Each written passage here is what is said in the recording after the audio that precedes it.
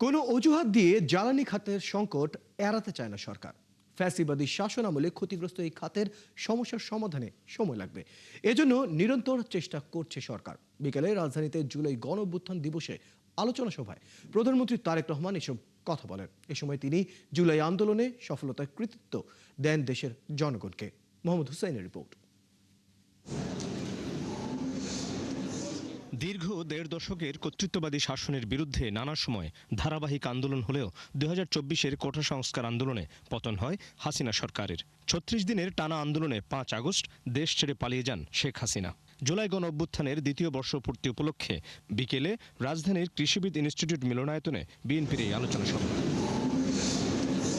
অনুষ্ঠানে যোগ দেন প্রধানমন্ত্রী তারেক রহমান। অংশ নেন ফ্যাসিবাদ বিরোধী রাজনৈতিক দলের নেতারাও।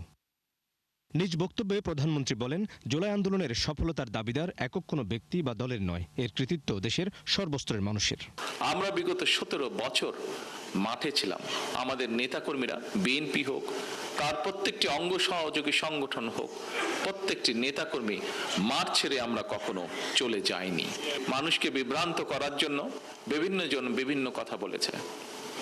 আমরা আমাদের অবস্থান থেকে পরিষ্কারভাবে সাফ বলে দিয়েছি, এই জুলাই আন্দোলনের সফলতার ক্রেডিট এই দেশের সর্বস্তরের জনগণের। এটি কোনো একক ব্যক্তি, একক কোনো দল, রাজনৈতিক দলের এটি কোনো ক্রেডিট নয়। কথা বলেন চলমান জ্বালানি সংকট নিয়েও। জনগণের কষ্ট লাঘবে সরকার নিরন্তর কাজ করছে বলে আশ্বস্ত করেন তিনি। জনগণ অবশ্যই কষ্টের মধ্যে দিয়ে যাচ্ছে। বিশেষ করে জ্বালানি খাতে তেল বা গ্যাস এইসব বিষয়, বিদ্যুৎ এসব বিষয়ে জনগণ সমস্যার মধ্যে দিয়ে যাচ্ছেন। এই কথাটাও সত্য যে কিভাবে ফ্যাসিবাদী স্বৈরাচার এই জ্বালানি খাতটাকে তাদের পকেট ভারী করার একটি খাত হিসাবে তারা এটাকে বিবেচনা করেছিল। কাজেই স্বাভাবিকভাবেই এত বছরে লুটপাট করে যে সেক্টরটিকে বিধ্বস্ত করে ফেলা হয়েছে, সেই সেক্টরটিকে যদি পুনর্গঠন করতে হয় কিছু তো অবশ্যই সময় প্রয়োজন। এক্সকিউজ দেওয়ার মাধ্যমে আমরা আমাদের দায়িত্ব এড়াতে চাচ্ছি না। আপনারা নিশ্চয়ই দেখেছেন, গতকালকে পেপারে এসছে, দেখেছেন যে আমরা পার্শ্ববর্তী দেশ মায়ানমার থেকে গ্যাস আনার জন্য আলোচনা এরই মধ্যে শুরু করেছি। কারো গালগল্পে কান্না দিয়ে সরকার প্রধান বলেন, এখন সময় দেশ পুনর্গঠনের। সব ষড়যন্ত্রের বিরুদ্ধে জনগণকে সতর্ক থাকার আহ্বান জানান তিনি। বিএনপি কোন খাতে কি পরিকল্পনা গ্রহণ করবে বা কি তার চিন্তা ভাবনা প্ল্যানিং করতে চায়, কাজ করতে চায়, প্রত্যেকটি বিএনপি জনগণের সামনে তুলে ধরেছে। আর কোন রাজনৈতিক দল বাংলাদেশে এই কাজগুলো করেছে আপনারা বলতে পারেন আমাকে? এখন সময় হচ্ছে দেশ পুনর্গঠন করা, এখন সময় হচ্ছে দেশকে এগিয়ে নিয়ে যাওয়া, এখন সময় হচ্ছে ধৈর্য সহকারে ঠান্ডা মাথায় যারা ষড়যন্ত্র করতে চায় তাদের ষড়যন্ত্রের প্রতি সজাগ দৃষ্টি রাখা, জনগণকে সতর্ক করা, এবং ঠিক একইভাবে আমরা যেই পরিকল্পনা জনগণের সামনে দিয়েছি, আমরা জনগণের জন্য যা করতে চাইছি, দেশকে পুনর্গঠনের জন্য আমরা যা করতে চাইছি, সেগুলো ধীরে ধীরে বাস্তবায়ন করা। জুলাই আন্দোলনে যারা ক্ষতিগ্রস্ত হয়েছে সরকার তাদের পাশে আছে বলে আবারও আশ্বস্ত করেন প্রধানমন্ত্রী তারেক রহমান। জুলাই আন্দোলনে যারা ক্ষতিগ্রস্ত হয়েছেন আমরা তাদের সাথে আছি। আমরা আমাদের সাধ্য মতন এই মানুষগুলোর পাশে থাকবো। মোহাম্মদ হুসাইন, 71, ঢাকা। যাদের চিকিৎসা প্রয়োজন। ভারতের আশ্রয়ে থাকা শেখ হাসিনার নির্ধারিত ভার্চুয়াল বক্তব্যের সঙ্গে ভারত সরকারের কোনো সম্পৃক্ততা নেই বলে জানিয়েছে নয়াদিল্লি। পররাষ্ট্র মন্ত্রণালয়ের মুখপাত্র রণধীর জয়সওয়াল আজ এক প্রেস ব্রিফিংয়ে আরও জানান, বাংলাদেশের প্রধানমন্ত্রী তারেক রহমানকে বিমস্টেক চেয়ারম্যান হিসেবে ব্রিক্স সম্মেলনের আউটরিচ অধিবেশনে যোগ দিতে আলাদা আমন্ত্রণ জানিয়েছে ভারত। বিস্তারিত নাদিয়া শারমিনের প্রতিবেদনে। গত সোমবার বিকেলে তেজগাঁও কার্যালয়ে প্রধানমন্ত্রীর পররাষ্ট্র বিষয়ক উপদেষ্টা হুমায়ুন কবিরের সাথে সৌজন্য সাক্ষাৎ করেন ঢাকায় নিযুক্ত ভারতের হাইকমিশনার দীনেশ ত্রিবেদী। এ সময় 5 আগস্ট ভারতে থাকা শেখ হাসিনার সংবাদ সম্মেলন নিয়ে কথা ওঠে। শেখ হাসিনা সহ কার্যক্রম নিষিদ্ধ সংগঠনের কোনো ব্যক্তি যাতে ভারতের ভূখণ্ড ব্যবহার করে কোনো রাজনৈতিক বক্তব্য দিতে না পারে সে বিষয়ে এ সময় ভারত সরকারের সহযোগিতা চায় বাংলাদেশ। পরদিন দিল্লিতে পররাষ্ট্র মন্ত্রণালয়ের নিয়মিত প্রেস ব্রিফিংয়ে এ নিয়ে প্রশ্নের জবাবে কথা বলেন পররাষ্ট্র মন্ত্রণালয়ের মুখপাত্র রণধীর জয়সওয়াল। আপনি যে মতবিনিময়ের কথা বলছেন তা একটি বেসরকারি সংবাদ মাধ্যম দ্বারা আয়োজিত। সরকার এর সাথে কোনোভাবেই জড়িত নয় অথবা ফোরামে প্রকাশিত কোনো মতামতকে সমর্থন করে না।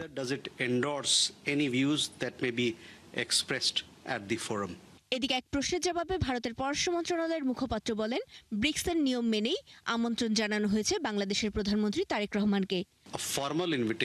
ফেব্রুয়ারি 2026-এ দায়িত্ব গ্রহণের সময়ই ভারতের প্রধানমন্ত্রী বাংলাদেশের প্রধানমন্ত্রীকে তার আনুষ্ঠানিক সফরের জন্য আমন্ত্রণ জানিয়েছেন। ব্রিক্স সম্মেলনের বিষয়ে বর্তমান বিমস্টেক চেয়ারম্যান হিসেবে তাকে 18তম ব্রিক্স সম্মেলনের পার্শ্ব অনুষ্ঠানে যোগদানের জন্য আলাদাভাবে আমন্ত্রণ জানানো হয়েছে, যা নয়াদিল্লিতে অনুষ্ঠিত হবে। ব্রিক্সের পার্শ্ব অনুষ্ঠানের জন্য প্রচলিত রীতি অনুযায়ী এই আমন্ত্রণ জানানো হয়েছে। অন্যান্য আঞ্চলিক গোষ্ঠীর প্রধানদেরও একই পদ্ধতিতে আমন্ত্রণ জানানো হয়েছে। এর আগে গত 23 জুলাই ভারতের কাছ থেকে ব্রিক্স সম্মেলনে প্রধানমন্ত্রী তারেক রহমানের আমন্ত্রণ পাওয়ার কথা নিশ্চিত করেন পররাষ্ট্র প্রতিমন্ত্রী শামা ওবায়দ ইসলাম। আনুষ্ঠানিক আমন্ত্রণ আমাদের পররাষ্ট্র মন্ত্রণালয়ে এসেছে। নাদিয়া শারমিন, 71, ঢাকা। শেখ হাসিনার বক্তব্য প্রচার করলে আদালতের নির্দেশ অমান্য করা হবে। কেউ তা অমান্য করলে ব্যবস্থা নেওয়ার হুঁশিয়ারি দিয়েছেন প্রধানমন্ত্রীর উপদেষ্টা ডাক্তার জায়েদুর রহমান। আজ সচিবালয়ে নিয়মিত সংবাদ সম্মেলনে সাংবাদিকদের প্রশ্নের জবাবে তিনি বলেন, বর্তমান সরকার ভূ রাজনৈতিক কোনো চাপে নেই। গ্যাস সংকট কাটানোর চেষ্টা করছে সরকার, তবে জনগণকে সাশ্রয়ী হবার আহ্বান জানান উপদেষ্টা। বিস্তারিত শারমিন নীরার রিপোর্ট। 2024 সালের জুলাই 36 দিনে ছাত্র জনতার আন্দোলনের মুখে পতন হয় আওয়ামী লীগের 1.5 দশকের শাসনের। দেশ ছেড়ে পালান শেখ হাসিনা।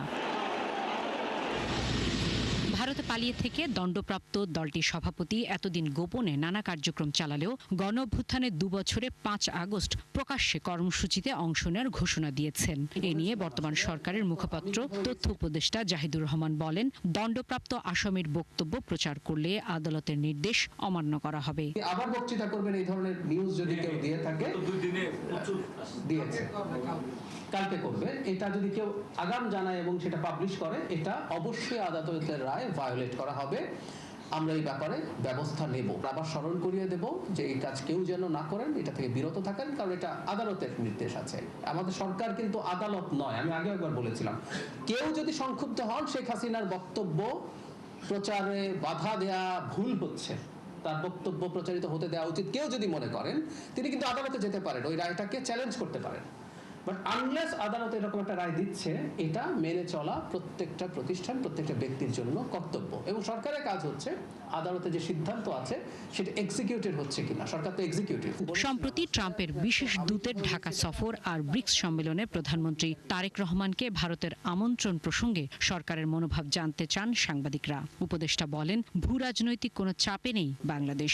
এই সরকার কোনো জিওপলিটিক্যাল সমস্যায় নেই, বরং আমি বলবো যে সরকার তার সব দিকে সবার সাথে, তার জনগণ এবং রাষ্ট্রের স্বার্থে তার সম্পর্ক তৈরি করছে। ইরানের সর্বোচ্চ ধর্মীয় নেতার মৃত্যুতে সেখানকার জেস্টার, ইন্ডিয়ার সাথে, চায়নার সাথে, সব দিকেই। সো আমি মনে করি না কোনো রকম কোনো সংকট আছে। আর একটা কথা মনে রাখতে হবে, আগের সরকারের ডিলিং ছিল সে ক্ষমতায় থাকতে চায়, তার জন্য কিছু কিছু দেশের সাথে সম্পর্ক তৈরি করা। এই সরকারকে ক্ষমতায় থাকা বা দায়িত্বে থাকার জন্য জনগণ ম্যান্ডেট দিয়েছে, বিরাট ম্যান্ডেট দিয়েছে। So he has got the confidence. এখন জনগণের জন্য সে কাজ করছে। আমি কোনো রকম কোনো জিওপলিটিক্যাল সমস্যা আছে বলে মনে করি।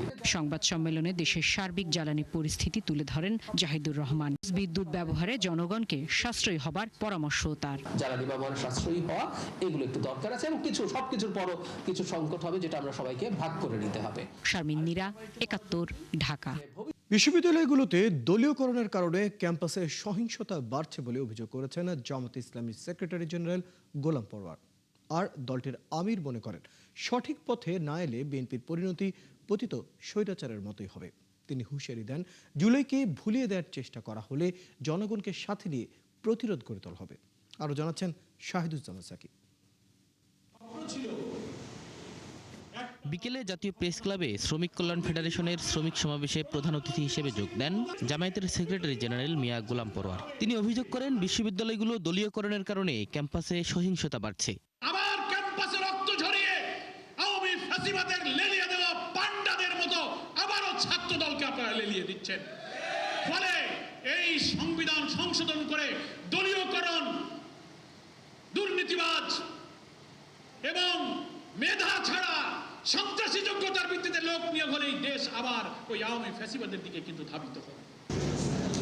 এদিকে জাতীয় জাদুঘরে জুলাই গণঅভ্যুত্থানের উপর নির্মিত তথ্যচিত্র প্রতিযোগিতা ও প্রদর্শনীর আয়োজন করে ইসলামী ছাত্র শিবির। সরকারকে উদাত্ত আহ্বান জানাই, ক্যাম্পাসগুলোকে যদি আপনারা উত্তপ্ত করতে চান তাহলে এর পরিণতি ভালো হবে না। অনুষ্ঠানে জামায়াত আমির বলেন, জুলাই শহীদদের আকাঙ্ক্ষার বাংলাদেশ গড়া ও খুনিদের বিচার সুনিশ্চিত করতে হবে। জুলাই শহীদ পরিবার, আহত পঙ্গু সমস্ত যোদ্ধা ভাই বোনদের প্রতি আমরা অঙ্গীকার ব্যক্ত করছি, আপনাদের আকাঙ্ক্ষার বাংলাদেশ গড়া এবং খুনি জুলুমবাদদের বিচার করা, এই দুইটাকে আমাদের পবিত্র দায়িত্ব আমরা মনে করি। এর আগে সিরডাপ মিলনায়তনে একটি বইয়ের মোড়ক উন্মোচন অনুষ্ঠানে যোগ দিয়ে জামায়াতের আমির বলেন, জুলাইকে ভুলিয়ে দেওয়ার অপচেষ্টা কোনোভাবেই মেনে নেওয়া হবে না। যদি সেই রকম কোনো সংগ্রাম হয়ে থাকে, আমরা মহান আল্লাহর উপর ভরসা করে বলছি, দেশবাসীকে সাথে নিয়ে এই সমস্ত কিছু ইনশাআল্লাহ তছনছ করে দেওয়া হবে। তিনি আরো বলেন, বিদ্যমান সংবিধানের আলোকে দেশ পরিচালিত হলে আবারও হাসিনার মতো ফেসিবাদ তৈরি হবে। ৫৫টা বৎসর চলে গেল। শাহিদুজ্জামান সাকিব, ৭১, ঢাকা। প্রধানমন্ত্রী, মন্ত্রী, প্রতিমন্ত্রী সহ সরকারি ঊর্ধ্বতন কর্মকর্তাদের সিল, স্বাক্ষর ও অফিসিয়াল লেটারহেড জালিয়াতির মাধ্যমে প্রতারণা করে আসা একটি সংঘবদ্ধ চক্রের ৫ সদস্যকে গ্রেফতার করেছে পুলিশ। বিকেলে ডিএমপির মিডিয়া সেন্টারে সংবাদ সম্মেলনে অতিরিক্ত পুলিশ কমিশনার শফিকুল ইসলাম জানান, একাধিক সরকারি অফিসে নিয়োগ, পুনর্বহাল সহ চাকরির লোভ দেখিয়ে প্রতারণা করত তারা। জানাচ্ছেন নাদিয়া শারমিন। ২০০৬ সালে তখনকার শ্রম ও কর্মসংস্থান মন্ত্রণালয়ের অধীন ৭ টিটিসি স্থাপন শীর্ষক প্রকল্পে ইলেকট্রিশিয়ান হিসেবে নিয়োগ পান ফারুক হোসেন। ২০১৪ সালে চাকরি যায় বিধিভঙ্গের অভিযোগে। এরপর তাকে পুনর্বহাল করতে নিজেই প্রধানমন্ত্রী এবং মন্ত্রী প্রতিমন্ত্রীর সিল ব্যবহার করে ভুয়া সুপারিশের চিঠি বানান। এরপর প্রধানমন্ত্রীর প্রোটোকল অফিসারের ছবি ব্যবহার করে একটি ভুয়া হোয়াটসঅ্যাপ অ্যাকাউন্ট খুলে সেই চিঠি পাঠান সচিবকে। প্রধানমন্ত্রীর গুরুত্বপূর্ণ চিহ্নিত করা সিলের নকলও করেন তিনি। চিঠি পেয়ে সেই সচিব বিষয়টি প্রবাসী কল্যাণ মন্ত্রীর সাথে আলোচনা করতে গেলে টের পাওয়া যায় এই প্রতারণার জাল। এরপর মন্ত্রী সাহায্য নেন গোয়েন্দাদের। ধরা পড়ে ফারুক সহ তার প্রতারক দলের ৫ জন। দীর্ঘদিন তিনি চাকরিচ্যুত থাকা অবস্থায় এই গণতান্ত্রিক সরকার ক্ষমতায় আসার পরে উনি ওনার চাকরি ফিরিয়ে পাওয়ার জন্য এই প্রতারণায় আশ্রয় নেন।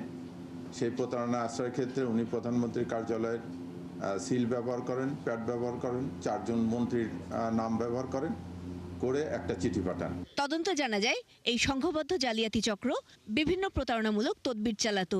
এজন্য তারা ব্যবহার করত প্রধানমন্ত্রী সহ বিভিন্ন মন্ত্রী, প্রতিমন্ত্রী, সংসদ সদস্য, সচিব এবং সরকারি ঊর্ধ্বতন কর্মকর্তাদের ভুয়া সিল, স্বাক্ষর এবং অফিসিয়াল লেটারহেড। একই কৌশলে মলদোভায় জনশক্তি রপ্তানি সংক্রান্ত একটি জাল সুপারিশপত্র কর্তৃপক্ষের কাছে পাঠানোর তথ্য পাওয়া গেছে। উনি বিভিন্ন তদবিরের জন্য আরো দুই একটা ক্ষেত্রে চাপ সৃষ্টি করে উনি ওই হোয়াটসঅ্যাপ গ্রুপটা করছে, করে ওখানে প্রোটোকল অফিসার উজ্জ্বল সাহেবের ছবি ব্যবহার করছে, করে এটা করছে। এটা হচ্ছে ওনার কাজ। এর সাথে প্রধানমন্ত্রী কার্যালয় বা মন্ত্রণালয়ের কোনো কর্মকর্তা কর্মচারী জড়িত আছে কিনা তা যাচাই করে দেখা হবে বলেও জানান তিনি। অনেক বিষয় ইয়াগুলো আছে যে ওরা কোথায় কোথায় করসপন্ডেন্স করছে। নাদিয়া শারমিন, ৭১, ঢাকা। প্রধানমন্ত্রী তারেক রহমানের সঙ্গে সৌজন্য সাক্ষাৎ করেছেন সৌদি আরবের উপপররাষ্ট্রমন্ত্রী ইঞ্জিনিয়ার ওয়ালিদ এল খেরেইসি। সচিবালয়ে এই সাক্ষাতে বাংলাদেশ ও সৌদি আরবের দ্বিপাক্ষিক সম্পর্ক নতুন উচ্চতায় নেয়ার বিষয়ে উভয় পক্ষ একমত হয়।